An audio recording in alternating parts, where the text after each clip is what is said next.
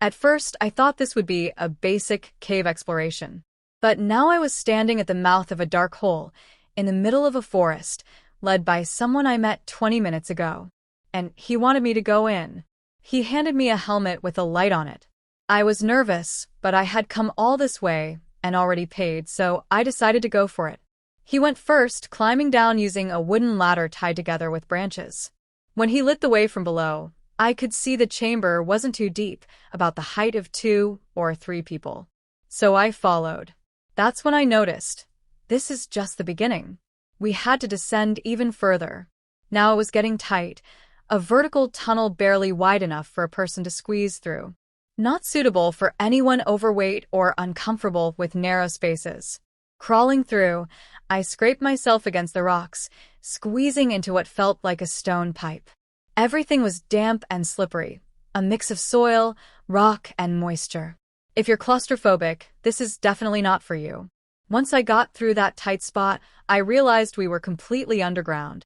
No light, no reference point, just darkness. At least 10 to 20 feet beneath the surface now, I could only see with the helmet torch. The guide walked ahead with his flashlight, and he had one battery-powered lamp, which he was saving for the main attraction.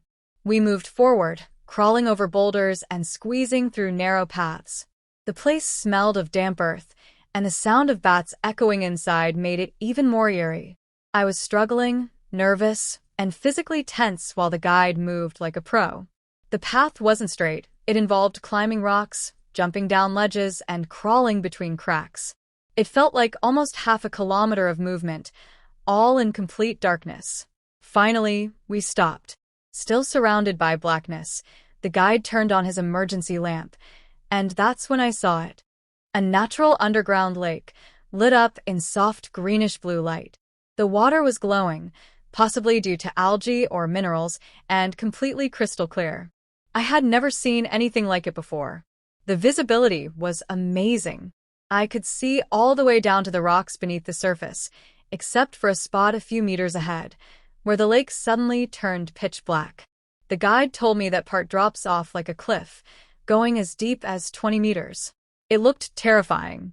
This was no place to play around. One wrong move, and you'd be gone, swallowed by the depths below. I stayed near the edge, swimming cautiously. The water was freezing cold, ice-like.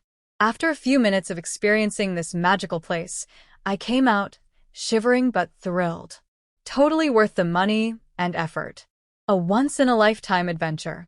Most people visiting Sri Lanka miss this place. It's not well known. But trust me, if you skip this, you're missing out on one of the most amazing experiences of your life.